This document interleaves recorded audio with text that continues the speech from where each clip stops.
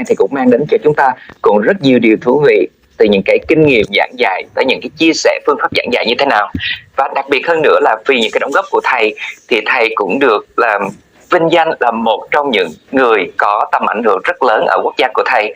Và thầy cũng có hơn 1.000 buổi thuyết trình, những buổi chia sẻ tập huấn giáo viên cho giáo viên trên toàn thế giới. Và xin phép được giới thiệu với thầy cô, thầy George Kokolax from Express Publishing. So it's my honor today, everybody. So just welcome Mr. George Kokolax from Express Publishing. So George, you can start your session right now. Thank you. Thank you very much, Hugo. Good morning for me, good afternoon for you, Vietnam. It's really great, it's really wonderful. When Hugo told me about the possibility of a webinar in Vietnam, I was really so excited because it's been quite a long time since the last time that we had a live seminar with DTP in Vietnam. And so I always had the best of memories from these times. And now I'm really delighted that I'm here to share with you some practical ideas about how can you teach English to young learners. And I would like to thank Hugo for the introduction, of course, and DTP for organizing this. And to all of you, wow, we have reached 755 people and counting. That makes me not nervous, but really even more excited for this fantastic webinar. Okay, what you are going to hear today, basically this is a talk that comes from experience. It comes also from different theories that have been tested in the classroom. And according to my opinion, I think they work. Not only that, these techniques, these theories, and this methodology is 100% linked to the materials that are going to be presented here today. But this, maybe you will have a different session after mine, so you can become even more specific. Now I will try in a way to set up the context. Now I will try to set up the methodology that Express Publishing and DTP material does guarantee for you, and how this can yield some results, how this can actually help you create competent users of English. And that's exactly what we're going to see here today. I'm going to leave the chat open. Actually, I have requested that the chat is open because I'm going to ask you some questions. Maybe we will play some games as well if we have time, just to make this an even more enjoyable learning experience. Allow me to share my PowerPoint, and we will start right away. Okay. So, I would like to start this. We're going to use the chat immediately, and I would like to start with a warm-up question in a way. It's a question that doesn't have to do with English language teaching. It's a question that doesn't have to do with methodology, but it's a question that I will try to link it with today's seminar. And to me, to tell you the truth, is really very important, because lately I deal a lot with positive education. I deal a lot with positive feelings in the classroom. So I would like to ask you directly, and I would expect for your answers in the chat. Thank you. Saturday and Sunday, weekend, which are the days off in the whole world that are days off for everyone, and you are not allowed to do anything at all? Yes, 1st of May, New Year Day, Teachers' Day, Saturday and Sunday. I'm afraid no. I know that many teachers ask that. New Year, May 1. Weekend, no, it's not that. Think a little bit more.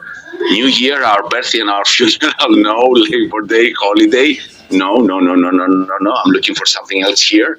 Come on, you are almost 800 people there. Christmas, no. It doesn't have to do with religion, celebrations, something like that. Labor Day, no. Birthday, no. Not any. No, there are 2 days. Let's see. No, Sunday, 1st of May, no. The days you are allowed yourself to relax.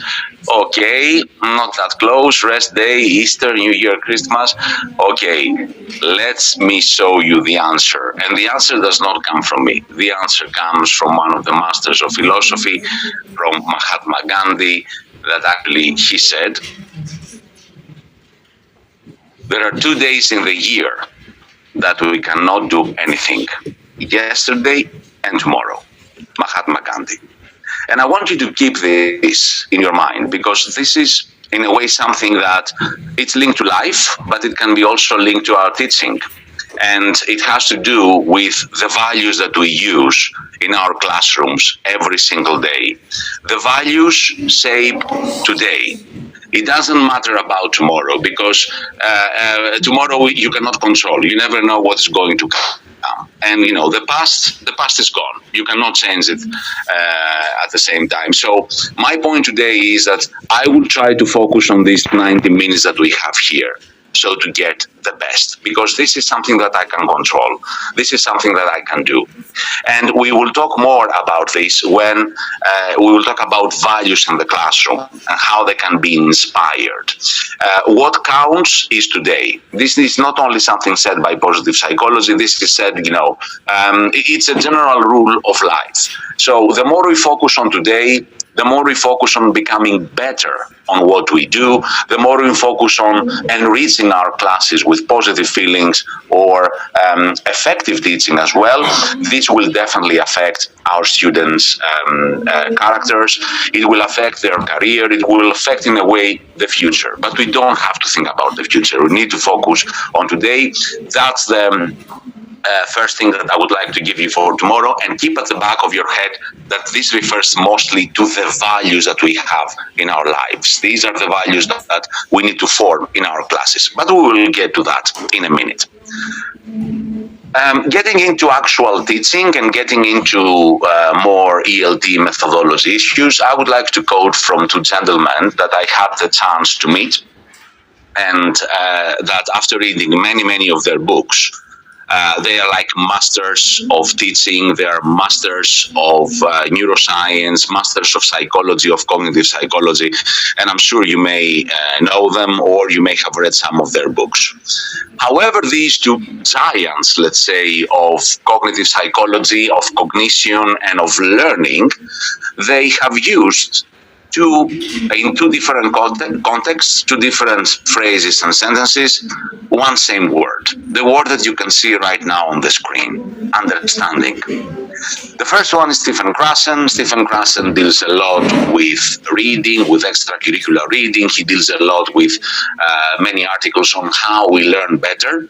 And when we had another webinar, and he was one of our guests with Express Publishing, the first line that he said during the webinar, once it was open, was, you cannot learn something without having understood it first. It was a very simple phrase, but I think it included all the essence of learning. What's the point of learning something if you cannot understand it? Or how can you possibly learn something if you haven't understood it first? I mean, this is something that I think every single teacher should keep in his mind, that yes, we teach, we give everything possible, we try really hard, but if the students cannot understand what we teach, this is pointless. There is no value in it. This won't lead anywhere. So I think as teachers, we always need not to forget this. I'm doing my job, I'm giving everything, but it's important for the students to understand. And Howard Gardner in 1983, in this amazing book which is called Frames of Mind, talking about education, he actually repeated this very same phrase. The basic goal of education should be understanding, not the curriculum, not the subjects. Yes, obviously, the teacher's effort counts as well, but it's important that everything that we teach is understood. So my focus, and I will take this general mantra, if I'm allowed to say, or saying, or mindset, or mentality, or opinion, or theory, and I will try to apply today to today's seminar and today's classroom. And my second, let's say, opinion or idea for today is, if you ever catch yourself teaching something that your students cannot understand, try to repeat it. Try to say it again. Try again. People are not robots. Sometimes they need to repeat something again and again and again in order to be understood. But I think this should be our priority as educators and as teachers. And in order to be more specific, you have possibly seen in my CV, I don't know if you got told in the introduction, that I've been working for Express Publishing for 23 years. And one of the main reasons that this is happening is that this company can actually support a very effective methodology and technique. I'm not saying that we have rediscovered America here, and I'm not saying that we are the only people or publisher that is doing this. But keeping this piously, keeping this in every possible book, respecting, having it in mind, this specific framework that you can see on your screen has actually guaranteed and has actually proved throughout all these years that we have very effective materials. In other words, it's practically impossible to use an express publishing book and not to learn how to speak, how to write, and how to learn English in general. And I do believe that one of the main reasons that this is happening is that we stick to this effective methodology technique that you can see right now on your screen. These specific 3 stages. Presentation. We always need to ensure a very great and effective presentation of our materials. Control practice, which means that after you present something, you need to be able to control it in a secured environment, so the students will feel safe, so the students will know exactly what to say. And then, of course, production. I always say, if you want to visualize this, think, those of you who are parents, how you teach your kid to ride a bike. In the beginning, you give him a presentation of the bike. You say, this is the wheel, these are the 2 wheels, this is the steer, this is where you can actually ride, this is how you do it. You give a simple presentation, a simple description. Then with the control practice, the kid rides the bike, starts pedaling, but you are always there. You are always there, let alone that you may be adding these 2 small helping, assisting wheels at the back wheel of the bike. Because that's exactly what control practice is. I'm doing it, but the teacher is always next to me. The teacher is always there to help. And then the production is when you remove the 2 helping wheels from the back and your kid is ready to ride. He's ready to ride and go wherever he likes. That's exactly the analogy with learning a foreign language. You start gradually, you start step by step, but eventually what you need to have in mind, and you are doing all this, is that your kid goes out of the classroom and starts communicating in fluent English. This is the meaning of all this point. This is the understanding that we saw in the beginning by these 2 gentlemen. And how is this ensured? I'm going to show you a very typical primary lesson that it has never ever failed me. It has never ever failed me. I don't want you to stick and simply, follow necessarily or do any single of these particular exercises, because the exercises may vary. What I want you to keep in mind are the 3 steps that we saw before, these. And these steps, as I said, are kept very, very specifically throughout the whole lesson. So I'm having this lesson, this is from the 4th grade, let's say, book, which we're talking about primary. Before I start the lesson, it's imperative, it's absolutely necessary to present the key vocabulary. Not all the vocabulary needed, but the key vocabulary is important to be there. We call this in coaching mode like signposting. It always has to be there as a point of reference. And that's the first thing that you need to clarify. Unknown keywords that you want your students to remember after the end of the lesson. This is pivotal. This is like number 1. So how do I do this? The classic way to do it is what you can see right now, the picture. Picture and prompt. Picture and prompt. So by having the picture, I don't have to use L1. Because obviously I don't know what's the name of, how do you call it in Vietnamese, or province, but you can see it from the picture. So you don't have to use L1 here. You have the picture doing the trick for you. And point and repeat. Listen, point and repeat. 2 times, 3 times maybe, as long as it's necessary for the kid to understand and realize what the meaning of these words are. Now, this is just an option which is found in the book.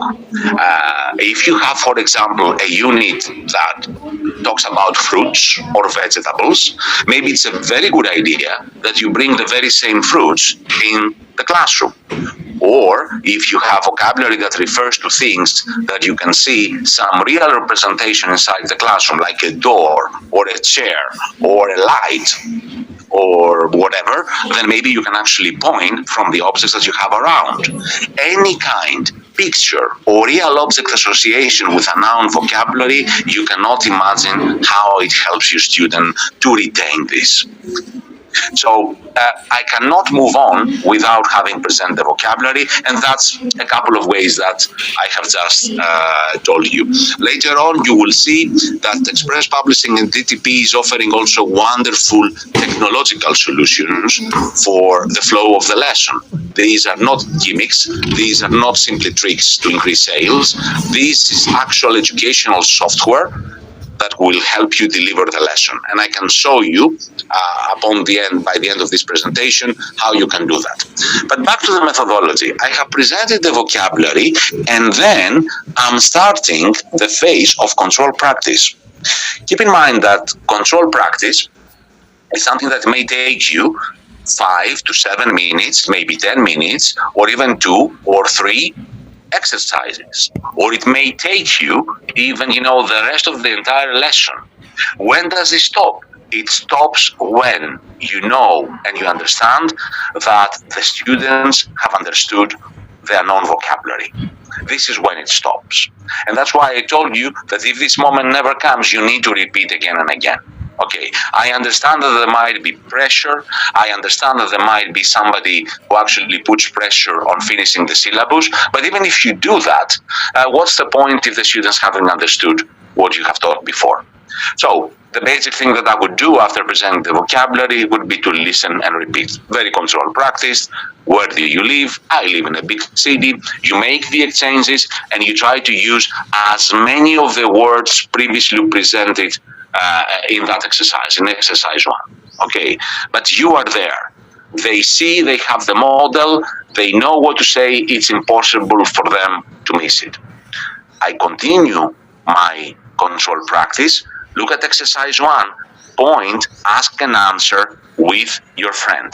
You see that the model is there, as I said before. The second exercise was simply listen and repeat. You may use some L1 here. We are not demonizing this practice as well. If the student still cannot understand what a village is in English, you may use the L1. It's perfectly acceptable. And, now there are so many articles and a new trend. We used actually to penalize that. But now it might be acceptable if it facilitates the flow of the lesson.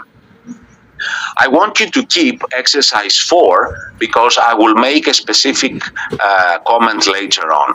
But at this specific part of the presentation, just keep that this is another exercise where the students feel the control practice scheme. They listen, they match, they point, they ask and answer with their friend. You see how much interaction it exists and how much use of this control practice of this specific vocabulary.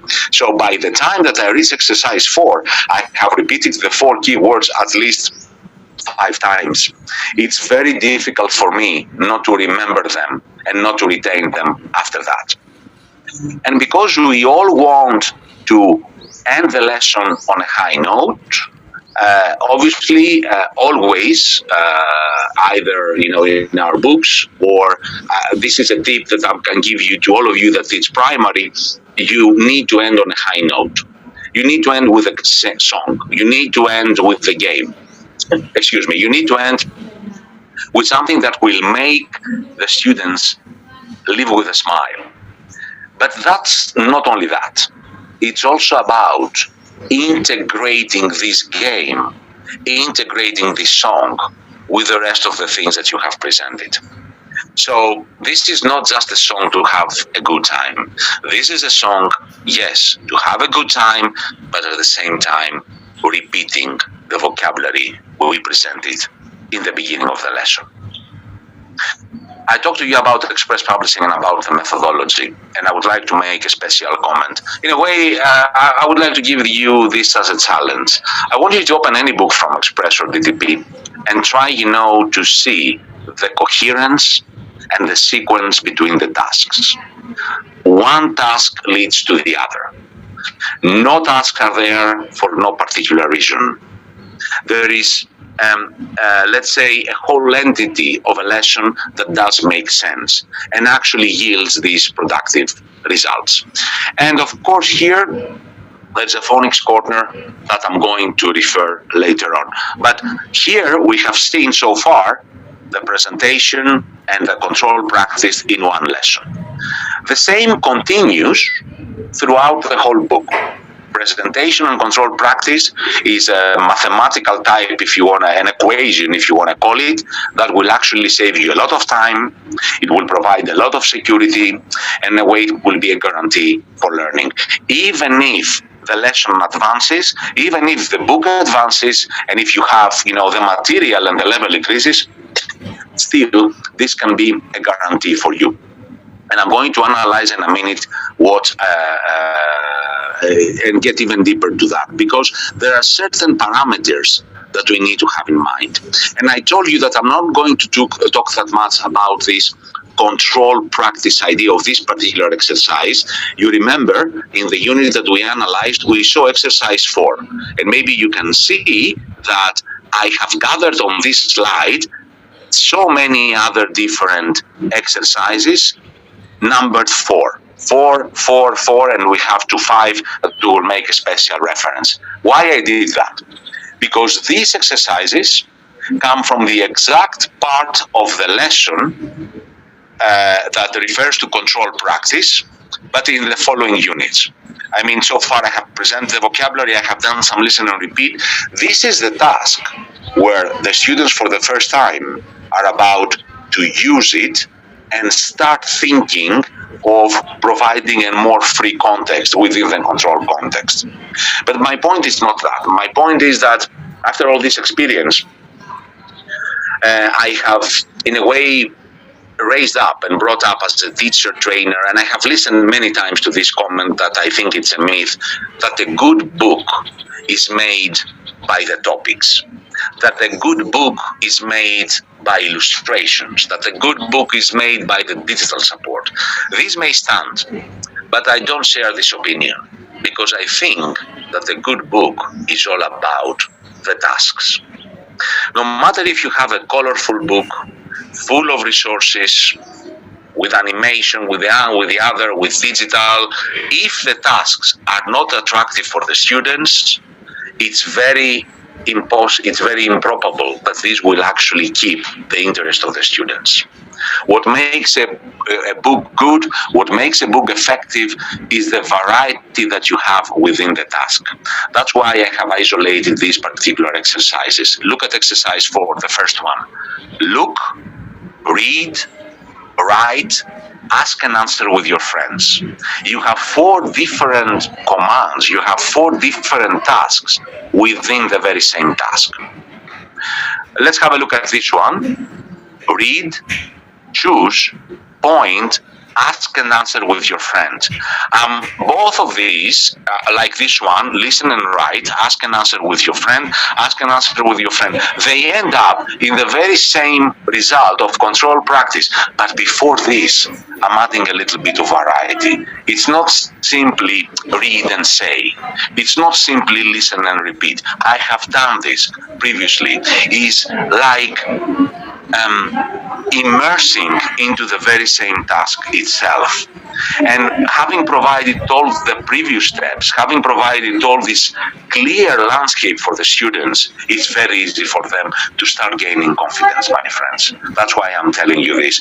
You are subconsciously or consciously building up on the confidence of your students, because each one of the students who can actually do a task like this, that might seem a little bit complicated, gains up confidence, feels better. Oh, I can do it.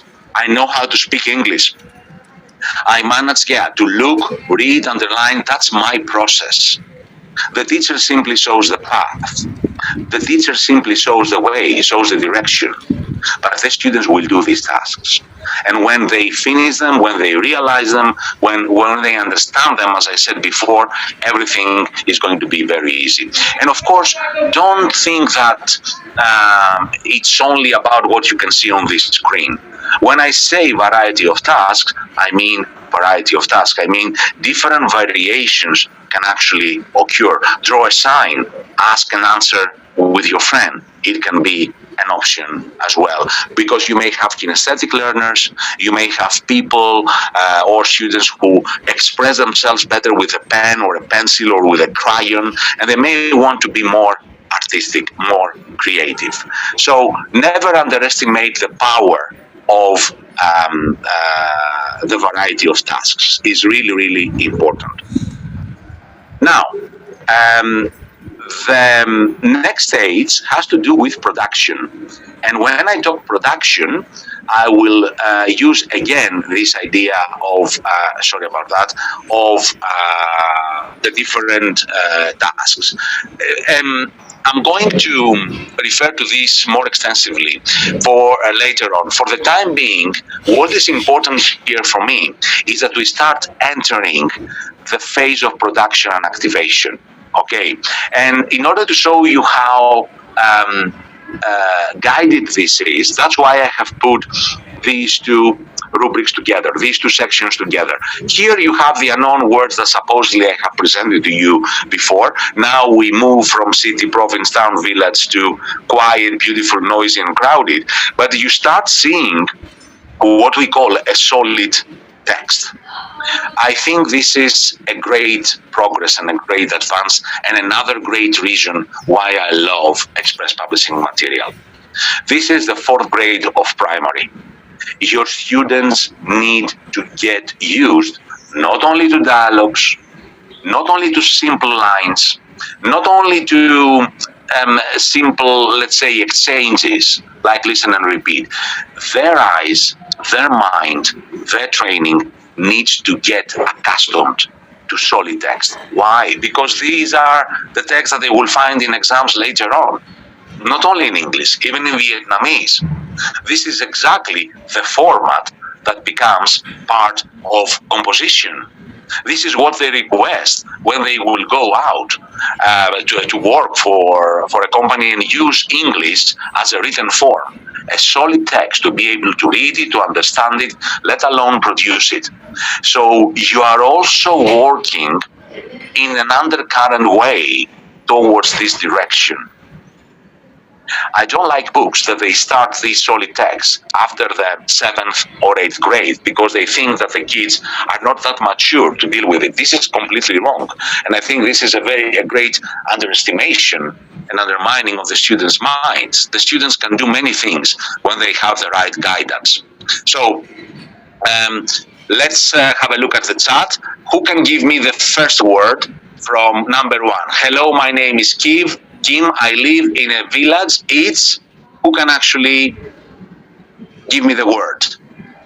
Come on. Beautiful. Dongling, thank you. Beautiful, wonderful. What about number 2? And quiet, wonderful. It isn't. Number 3, crowded, wonderful. Or noisy. Yes, somebody is in a hurry. Wonderful. But you can see that the very same way that you so easily responded to a foreign language without having presented before, that's exactly what I want the students to do. Okay. Having the guidance and reach these answers just like that so easily, because it's this sense that I can do it. I can do it, and I have managed. This is an open-closed text. And if you want me to give you statistics, this is 90% of the exercises that your students will face if they sit for any international exam. That's a very, very common type of exercise, and you're getting your students trained from that, starting from this particular level. Now, talking about phonics, I know DTP also has a wonderful phonics section and phonics books. Also, I know that there might be specific programs that dedicate themselves completely into phonics, but this is a matter in a way of syllabus. This is a matter of maybe somebody else's decision. Sometimes it's simply a matter of taste. You don't have to have an entire syllabus based on phonics, so to practice phonics. But if you want some good reasons for this to happen, I highly recommend it, because that's exactly how the native speakers learn their language. If you ask a native speaker, these are exactly the very same type of exercises that he or she would do as a student in a country like Australia or England or the United States. Okay, so yes to phonics, but when you opt for materials for express publishing, you will find the best of the integration that could possibly this section can have with the rest of the material.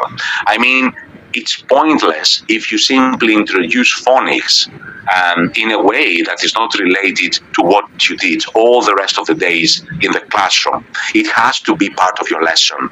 It has to be part of your syllabus. It has to be part of what you have taught them before. Otherwise, they won't be able to understand it.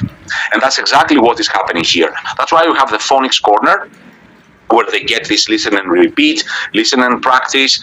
You can see that we use exactly the same words that we have presented before. And this is another proof of how much of a good job our authors have actually done here, integrating even a specific phonics section within the flow of the unit. So rest assured that even if you don't use a specific or a separate book for phonics, that this section will do wonder for you. Okay, now I'm going to talk about grammar, but before I start talking about grammar, I would like to ask you some questions. Can you all see this picture?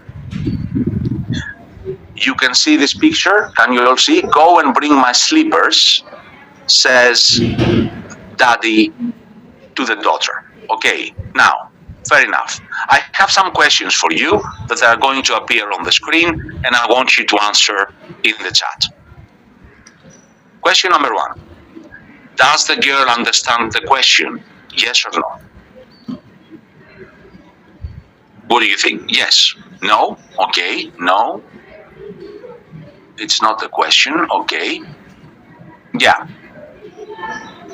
It's not a question, but it's a statement, okay. The sentence. No. Somebody says nah, yeah, yes, somebody says no. Will the girl bring the slippers? What do you think? No.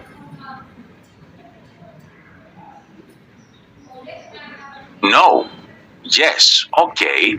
I wonder why the people who say no say that. It depends on the context. Yes. Okay. If you would actually ask this in Vietnamese, would he bring or she bring the slippers? Would your kid bring the slippers to you? The situation is that the father is asking his daughter to bring his slippers. That's the situation. Yes. Yes. Okay. That's what I think. The girl is focusing on her game. Okay. Let me ask you another question. Does the girl understand that go and bring are in imperative form? No, no, no, no. Because it feels acceptable, it feels an order. Okay, we took it maybe to a different level. Because here, to tell you the truth, if I say to my kid, go and bring my slippers in my own language, which is Greek, most probably the kid will go and bring the slippers. Okay, she does understand the order. She does understand my request, if you want to call it. Okay, it might be not necessarily a very polite request, but this is something that may happen between a father and a daughter. Okay, so the context, it doesn't seem that much of imperative into me. Okay, but I think that when the kid goes and brings the slippers, he doesn't understand that this is imperative. I will agree with the people who say no. She understands the sentence, the meaning of the sentence, but she doesn't understand that this is an imperative form.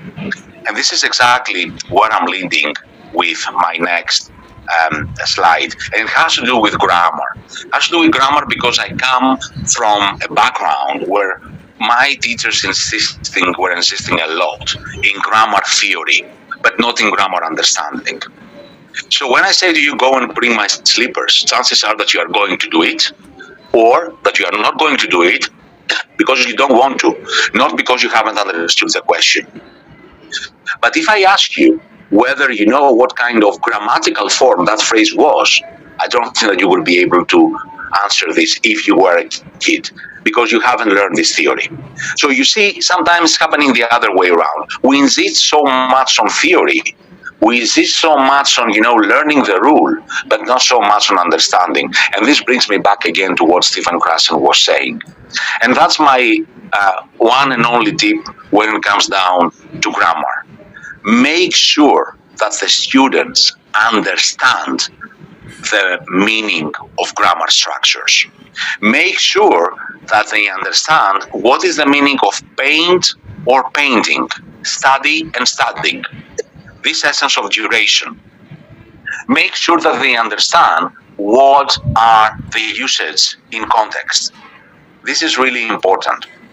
And then you can move on with the theory. If they won't be able to understand what you teach regarding grammar, they will never ever learn it. Because obviously, and this is something that you cannot actually penalize anybody or ask somebody to do or force somebody to do it. Your language may be completely different from English regarding structure.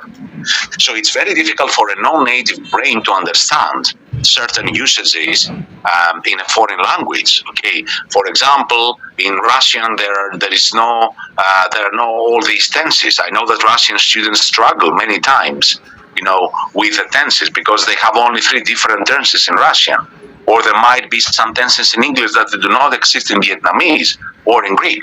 Okay, so that's why when you present grammar, make sure that you explain clearly what this is all about. That's golden rule number 1. Golden rule number 2 is that even if they understand, even if you present clearly, there has to be a part of grammar activation. Grammar activation and practice, which means that you need to put in a productive form what they have learned. You need to put in a productive, communicative context grammar. So this might be a composition, this might be a small paragraph, this might be some exchanges. Always, this is my tip for grammar: explain and make sure that they understand in practice what the theory is all about. Then ask them to activate it, ask them to use it, and then you can go and use the theory as a review. If you still want to go through all the theory, all the rules that exist, they can be found at the back of this specific book or at any other source you want to take it from. But don't start with that, because it might be boring, it might not be very clear to them, and it might, not help them to grasp and understand what a grammar phenomenon or theory is. At least this is what has worked for me. And the other thing that I would like to share with you is what I was telling you before, that with express publishing at primary levels, you get this systematic development of writing skills starting from a very young age. There's another misconception among English teachers and specialists. We believe that writing in a foreign language or in our own language, it's just a matter of inspiration. It's just like you wake up one day and you write a novel or a poem or a text. It's not about that. When we say systematic, it means it's something that can start from complete zero. As you learn how to write in your own native language, that's exactly the same mentality here. And never underestimate this function. This is number one request. This This is number one demand when your students will go out in the market. This is part of communication. This is part of soft skills that are needed in between the companies. Your student will be needed to demonstrate his competency in English by writing clear English. So never underestimate this process and never wait that this starts at a later stage, maybe at high school or later on. It needs to start from now. That is why it's important that the eye gets used to these solid texts, and that is why you start gradually teaching composition with the use of models. I mean, when I reach this point that I need to write this as an open-close text, this has always a model, like here. I never leave my students alone. In this model, you will find words that have been presented before, not only presented, but practiced as well. It's very easy for the student when you assign this to write the composition. And gradually, if this is part of your homework, if this is part of the tasks you request that they perform, it becomes like really, really easy. Talking about Mahatma Gandhi in the beginning and talking about the values and the focus on today, that's exactly what I think education should all be about. When we have the opportunity, and there is amazing bibliography and many articles that refer to that the English lesson, the English class has an amazing opportunity to offer different values to the students, integrated through the learning flow of any material. So that's exactly what we are doing here. We have the values corner where we try simply to show the path to the students. If they're going to follow it is another story. We're not forcing anybody. But imagine having a lesson where you have just a small exercise using the vocabulary of the lesson to simply cultivate the idea of loving your family. Or that here is a community, a classroom that we have some rules that we all need to respect. Or the idea of compassion, that to help your classmate when he is needed to do that. These are the values that become our compass for today. That's why I started with this quotation. Values will help you make today better, not possibly the future that is going to come, because you cannot control it, or even the past, but it makes your daily routine, it makes your everyday life much better, and it robusts you for adversity. And I think this should be part of education or any class, no matter what the lesson might be. But here we have this unique opportunity as teachers of English to practice this even more. So that's why I link this to this specific idea. A very quick recap before I move on into my last idea for today. What we saw here today, we saw presentation, control practice, and production as the three pillars for a successful lesson. We spice this up, and we always recommend that this is actually followed by activation and multisensory tasks. We talked about an integrated phonics section, which needs to be part of the flowing of the lesson. We talked about not only meaningful presentation of grammar, but also activation of grammar structures in oral and written form as well. And we talked about systematic development of writing, because this is something, a task that's going to be needed later on, and even now, in order to show and demonstrate competency in English. And of course, we talked about values as the compass for today. And for the last 5 minutes of this part of my presentation, I would like to quote from this amazing book by John Medina. John Medina is Howard Gardner student. He's one of the top neuroscientists right now in the world. And not only that, he's somebody who not only talks about the brain, but he talks about the brain in a very mundane, everyday language that everybody can understand him. And he transfers many of these ideas to education. The following statement does not come from me, it comes from him. Animation is the most effective delivery of information. In other words, if you want to intrigue somebody's brain to learn something, if you want someone to learn something, use animation, use animated material. And this is exactly what I would like to show you right now. I'm going to deviate for a while and share something else. What about now, Hugo? It's perfect right now, Jeff. Thank you so much. Okay, does it work now, right? Thank you. It's perfect right now. Okay, all right. Extra, where are we? Welcome to the planet Zicom. Hello, Extra. Hello, Ziggy. These are my friends.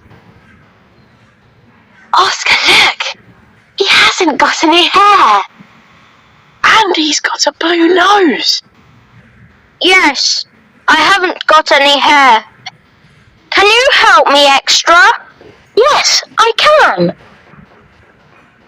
1, 2, 3, hair! Oh no! He's got hair on his arms and legs. 1, 2, 3, hair! Now he's got hair on his face and body. 1, 2, 3, hair! He's got hair, but it's red.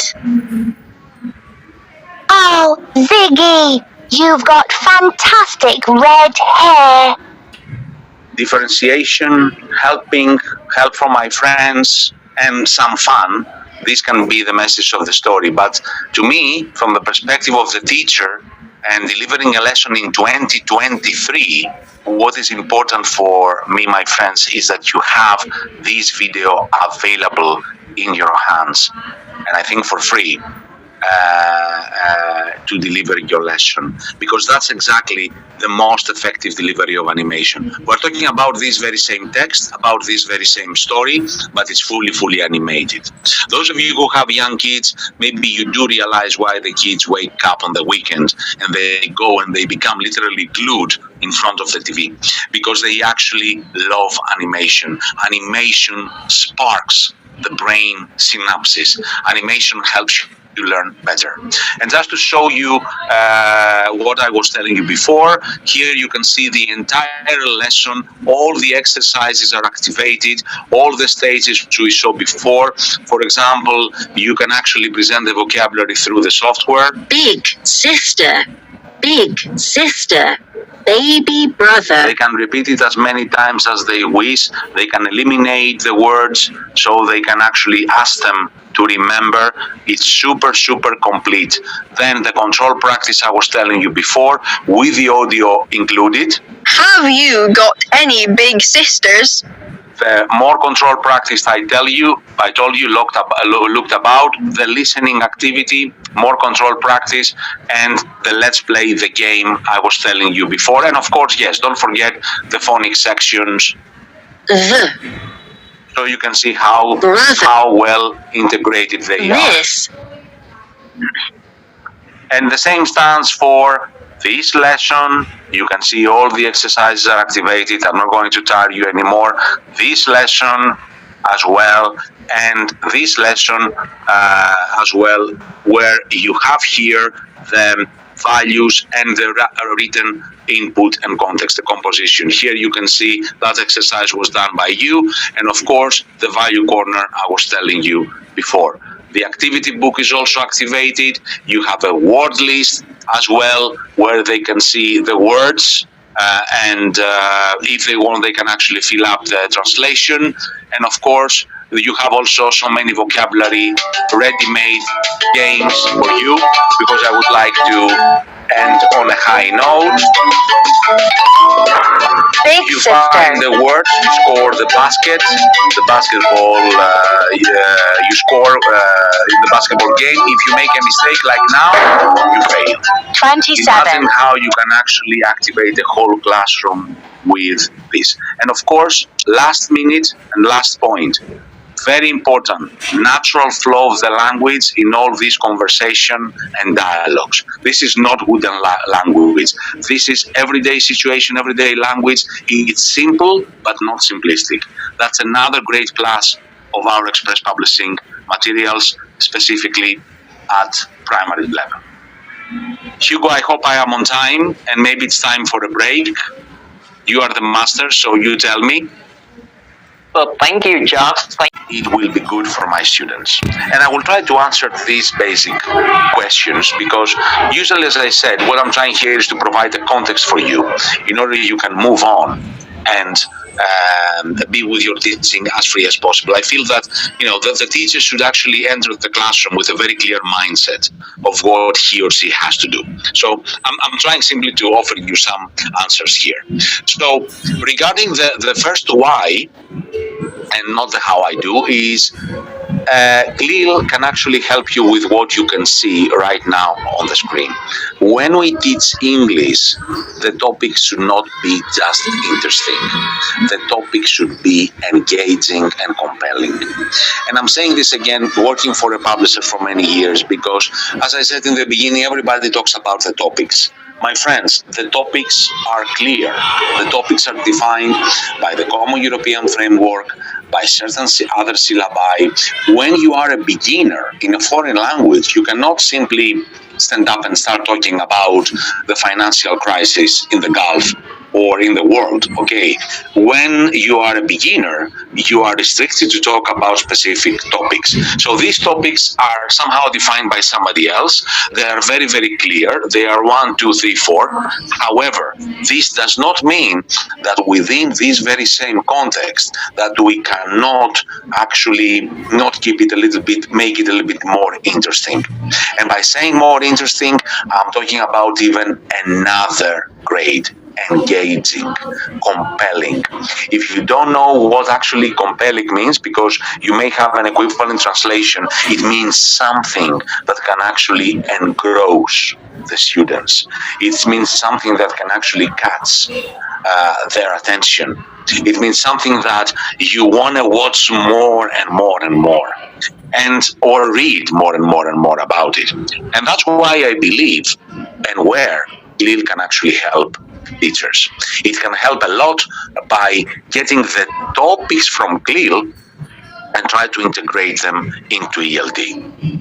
And here there is another misconception, because many people talk about CLIL, many teachers talk about CLIL, but they don't make this basic differentiation that you can see right now on the screen. CLIL, usually when people refer to it, the academics, people who have been practicing this for years, refer to what you can see on the left part of the screen, the hard CLIL. Now, I don't know what's your background or where you work, but I can tell you that I have come across very few schools that can actually implement hard CLIL. They are not like they do not exist, they do. But hard CLIL means that every day a chemistry teacher, a geography teacher, a physics teacher comes inside the classroom and teaches physics, chemistry, biology, whatever, in English. I don't know if this happens in your school. The same can actually happen the other way around. That you are an English teacher may go to a biology class and teach biology in English just because you know the language. So there are these parameters regarding hard CLIL that they are very clear. They have been tested in the academy and the university, but very few can actually put them in practice. So when we're talking about CLIL, I want to make this differentiation: hard CLIL versus soft CLIL. Soft CLIL is what we can use.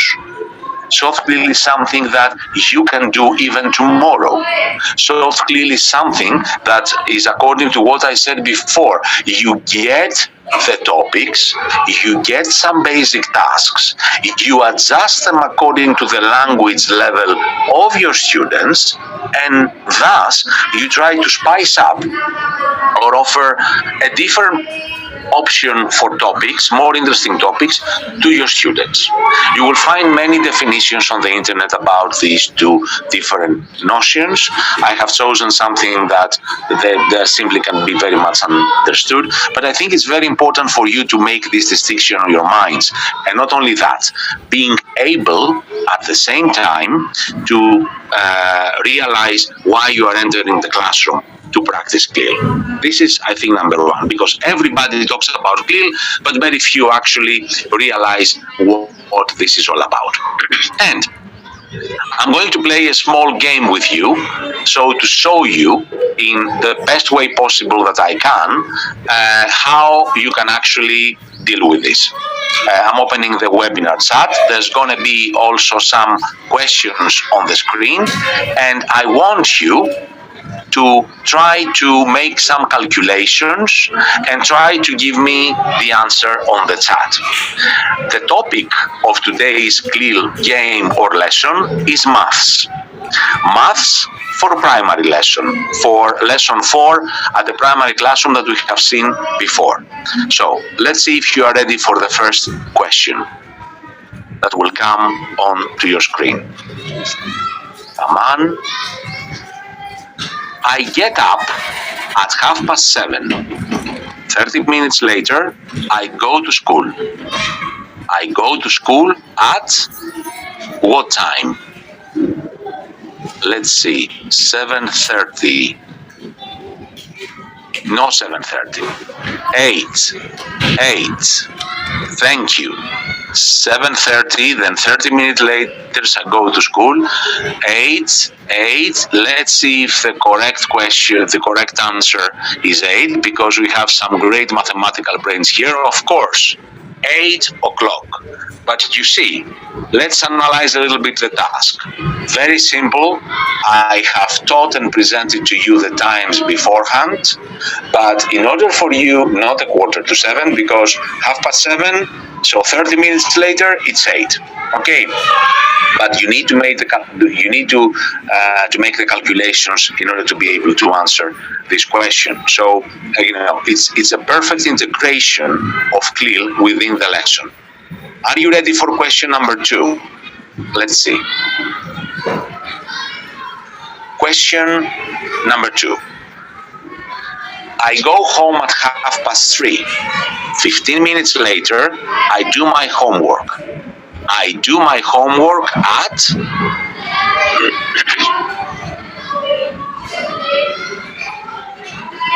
3:45. Excellent. 3:45. I have 11 new messages. 3:45, 3:15. No, 3:15. The other way around. Yes, 3:45. Wonderful. More messages. We have many mathematical brains here. Let's see if the right answer is this one. Sorry. Doesn't appear. Sorry, my mistake, because we changed the PowerPoint, but it's correct. 3:45. Okay, you have it right. I don't know if it appears or why it does not appear. Anyway, the correct answer is 3:45. So congratulations. You can see again. I'm adding up more words, but you can see the full integration and the practice fully adjusted for the linguistic competence and level of these learners. Let's see if you are ready for question number 3. I finish homework at 5:30. 30 minutes later, I play football. I play football at 6 p.m. Wonderful. Any other questions? 6. We have great mathematical brains here. You are doing great. Wonderful. Let's see if this is the right answer. Yes, hopefully this time the PowerPoint didn't fail me. So, and not only that, you can realize incidentally how you practice language, the same vocabulary, while you are doing the maths. And if you think, or if you have ever thought that it's something more complicated than that, it's not. It's simply all about achieving this integration. I have another question. Question number 4. Let's see. I brush my teeth at 10 o'clock. 15 minutes later, I go to bed. Yes, there are no cues, but it doesn't matter. But obviously you go to bed maybe at night. At this time, what is important is that you practice the language and vocabulary. Somebody said 10:30 p.m. No, it's most of the people say 10:15. I brush my teeth at 10, 15 minutes later I go to bed. That's correct. Let's see if you were right. Correct. Congratulations. 10:15. Thanks for the question. Yeah, there are no huge, but as I said, at this moment, the importance and the focus has to do with the maths. And what I want you to see is that what we are offering at this specific series, and this is not only here, but it's all over the Express Publishing books. We are offering the idea of the soft CLIL, and it's not only about the activity. Obviously, the kids may finish this, even in a longer period of time. It can take you more time in order for you to do that. But also, don't forget, there has to be a meaning and there has to be comprehensible input. There has to be, somebody tells me that she cannot hear anything. Can the rest of you hear me? But yes, we can hear you very well, Josh. All right. Thank you, Hugo. Okay, maybe there is a problem with that particular lady. Okay, the microphone, I mean. So, yeah, I was saying that after even you do this activity and you practice all this input and all this language, you also need to have the element of activation. So, in every single lesson that you go through this introduction of CLIL, this soft CLIL, there has to be always the activation. Here, what we do is offer a portfolio activity, let alone that the portfolio is a very important essence that we highly recommend, irrespective of if it's connected to CLIL or not, having the students keeping their own portfolio throughout the year. It's an amazing way to assess them. It's a great boost of their confidence, and it's something that they can keep for many, many years. I finished my class in English this year. Look what I have achieved. And they have this folder where they can put all the compositions, all the tests, all the activities like that. It's highly recommended as an essence. But here, the most important thing that I would like you to keep is that I never leave the students leave simply by explaining the vocabulary and playing a game like the one I played with you. I always put this in practice, in context, with a portfolio activity like that. I get up at 7:45, 15 minutes later I go to school. So create your own counting the time project, and not only that, present it to the class. I'm seizing the opportunity here to mention that Express Publishing, at many other levels, is the first English language teaching publisher that has fully integrated presentations into its lessons. So even if you start at primary, the ability of public speaking, the competence of public speaking is fundamental. And you have the opportunity to practice it right now with the basic lesson of the day. Imagine and visualize your students at 4th, 5th primary presenting in English. Imagine the confidence they gain themselves. Would you go out there on the stage and you say it, you recite, you never forget it. So learning is, in a way, becomes something like unforgettable input. Imagine how this will be a great boost for your own work, all your effort. Okay, because if the parent comes and sees his kid presenting in English, he doesn't need anything more. He doesn't need any other tangible proof that you are doing a great job inside your classes. So every time you have an activity like presentation or present it to the class, never underestimate it. It's really something very helpful. And I have another reason why CLIL can be really helpful for your students. Let's watch this video and I'm going to explain. I think it's going to be very self-explanatory for you.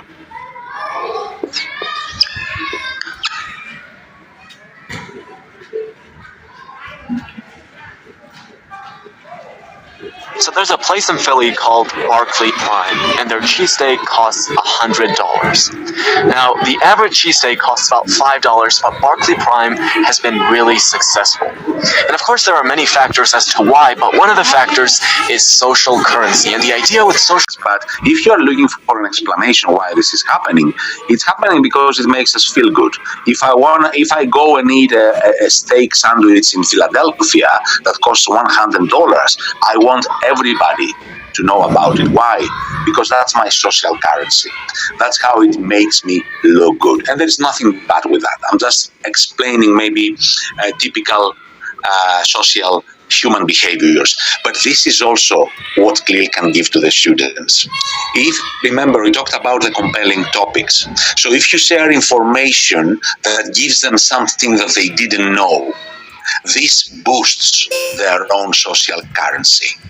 I know how to calculate maths.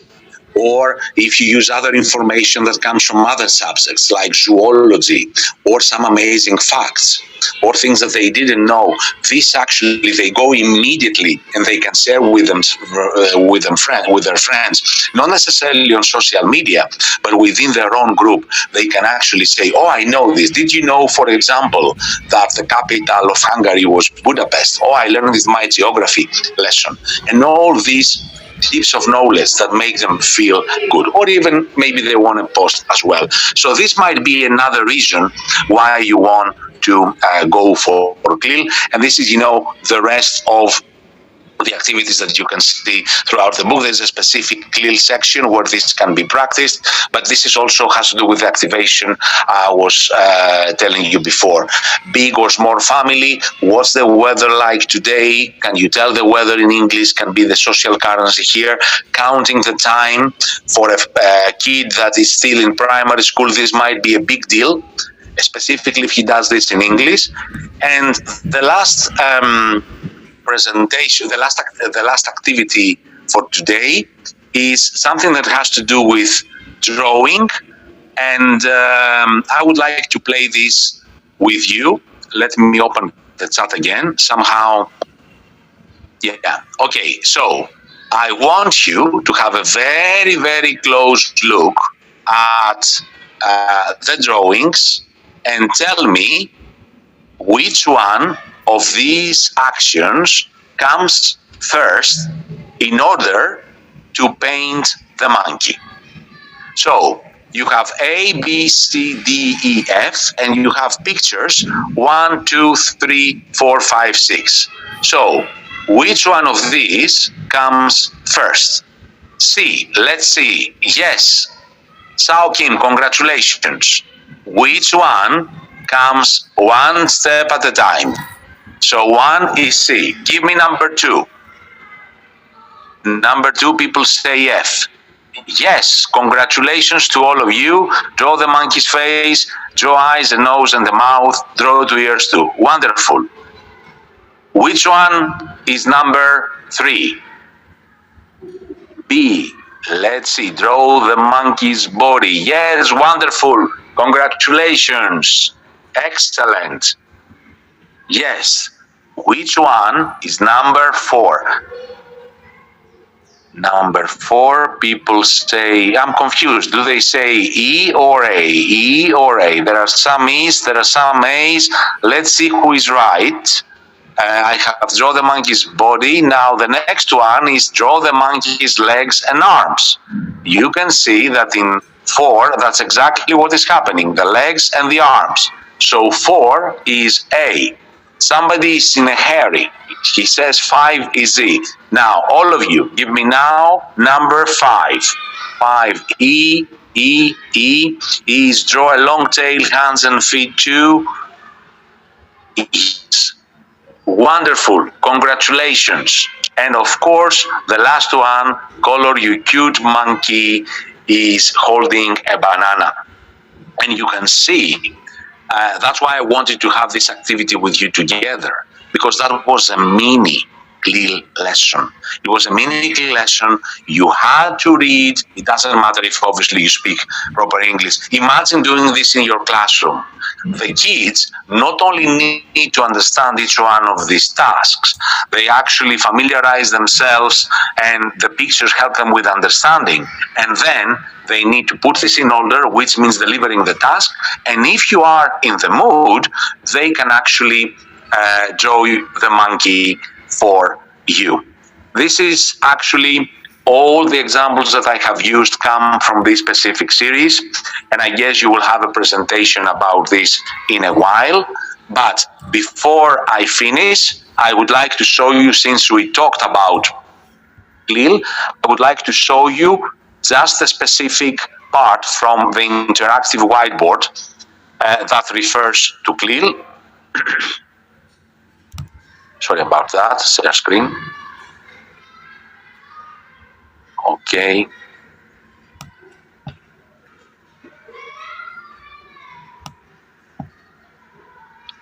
Yes, it's perfect right now. Thank you. All right, okay. So a very quick repetition. Here you can see all the template of the interactive whiteboard. We have the specific section for CLIL. Once I press it, you can see the full lesson as I was telling you before. Now, I haven't presented you that one. I wanted this to be shared through the interactive whiteboard. I show you the monkey. I show you the telling the time. This is about big and small family and how you can actually elaborate it and connect it through language. It's all about, this is real life, okay, but through family, because understanding the sizes as well is also part of CLIL. Never underestimate that. These specific notions, we take them for granted, but not necessarily the kids. So as I was saying before, you have the open close text, you have the prompts here that can never fail your students. You deliver the exercise, and the portfolio activity, which the actual part of activation, always, as I said before, with a model which is accompanied by listening as well. Let me repeat that this is the interactive whiteboard software that you can get from IDP, and it can help you deliver the entire lesson or your lesson in a digital form. If you ask for my opinion, you can always go for a combination. I mean, right now, I can tell you that the best of the classes are not the ones who only rely on book or only rely on technology, are the ones who make the perfect combination. So you may want to interchange in between the exercises, or maybe one day go interactive, the other day use the printed version. It's up to you. You are the complete master and the person, the leader of your class. Okay, I'm just here to share some ideas. You know better than anybody on this world what is to get into your classes, and you know each one of your students. So that's it from my end. I'm going to leave my mail as well on the chat in case there are any questions.